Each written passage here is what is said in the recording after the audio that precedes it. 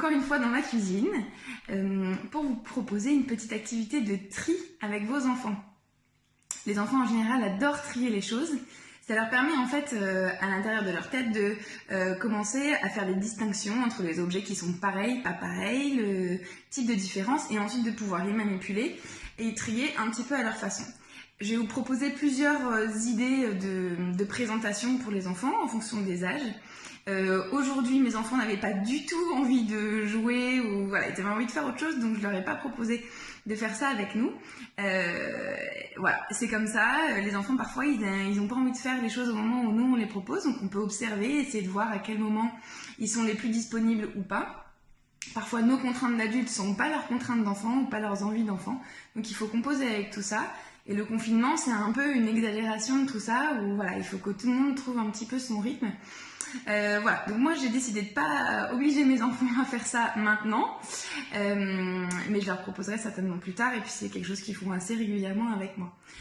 Donc pour ça, vous avez besoin d'un tas de couverts. Voilà, moi j'ai pris les petites cuillères, les grandes cuillères, les fourchettes et les couteaux. Chez nous, les couteaux, ils craignent rien, ils coupent rien, donc on peut les utiliser.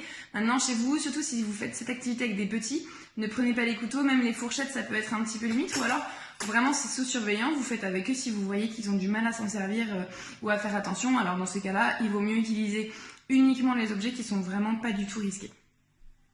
Moi j'ai vidé mon range couvert, ici, j'ai mis tout un tas, et alors, ce que je peux proposer à mes enfants, la première idée, j'installe dans mon range couvert une fourchette, un couteau, une petite cuillère, une grande cuillère. Et voilà, et je propose ça à mon enfant. Il peut mettre les choses les unes dans les autres, retrouver les fourchettes vont avec les fourchettes, les cuillères vont avec les cuillères, etc. Déjà ça peut être une bonne activité pour démarrer. Une autre idée qu'on peut aussi proposer, c'est de trier grand-petit. Avec des cuillères, on a souvent des grandes cuillères à soupe, des petites cuillères à dessert. Tout simplement, vous proposez uniquement les cuillères dans ces cas-là, ça permet d'enlever un petit peu de la difficulté. Et puis, on trie grand-petit. Et puis, on peut même trier grand, moyen, petit. Alors ça, en général, c'est des enfants un petit peu plus grands, à partir de 3 ans, qui vont pouvoir vraiment trier selon les tailles. Alors ensuite, on peut classer même... classer taille par taille et essayer de retrouver voilà, ce qui va aller vraiment essayer de faire du plus grand au plus petit. Alors cette activité, grand-petit, ça va être vers autour de 3 ans, parfois un peu plus tôt, parfois un peu plus tard. Trier du plus petit vers le plus grand, là c'est quand même beaucoup plus compliqué, donc c'est plutôt autour de 4 ans, à partir de 3 ans et demi, 4 ans, où là ils vont être capables de trier du plus petit au plus grand, du plus grand au plus petit. Voilà déjà 2 activités de tri qu'on peut donc proposer à partir de 18 mois environ. Une autre activité avec les couverts qui est toute simple, toute basique, que vous faites peut-être déjà pour certains d'entre vous, c'est mettre le couvert.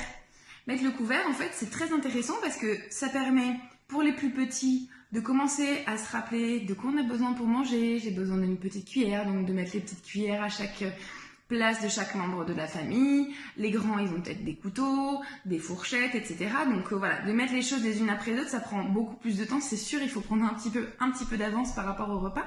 Mais les enfants, en général, ils aiment beaucoup cette espèce de petite responsabilité qu'ils ont. Ils sont très fiers. Et alors ça, pour la confiance en soi, il n'y a rien de mieux que de donner à son enfant l'impression qu'il a réussi quelque chose de grand, qu'en plus il a fait profiter toute la famille, que c'était un grand service. Et lui, en plus, au niveau intellectuel, ça l'aide vraiment à grandir, à se rappeler chaque jour qu'est-ce qu'il faut mettre, à quelle table, à quelle place, etc. Pour les plus grands, on peut aussi leur demander de compter combien est-ce qu'on va être à table, le grand frère, la petite sœur, les parents, etc. Et puis, de compter, il faut combien de petites cuillères, il faut combien de fourchettes, il faut combien de couteaux, etc. etc. Pour les encore plus grands, on peut aussi leur proposer de mettre les assiettes, les verres, tout ce qui va être fragile. Ça demande de l'attention, ça demande de la dextérité, ça demande un certain équilibre. C'est vraiment très intéressant en termes de motricité fine et de développement psychomoteur. En fait, on fait de la psychomotricité, même avec des choses très très simples. Voilà pour mon activité du jour. C'est pas très compliqué, mais je pense que vos enfants ils peuvent passer quelques heures à faire ce type de choses. Ça peut être fait même tous les jours, ça peut être fait un peu quand vous voulez en fait, puisque ça a priori vous l'avez tout le temps sous la main. Voilà, et ben je vous souhaite une belle journée, de belles semaines encore de confinement. Malheureusement ça dure encore un petit peu, mais on a hâte de tous vous retrouver bientôt. À bientôt!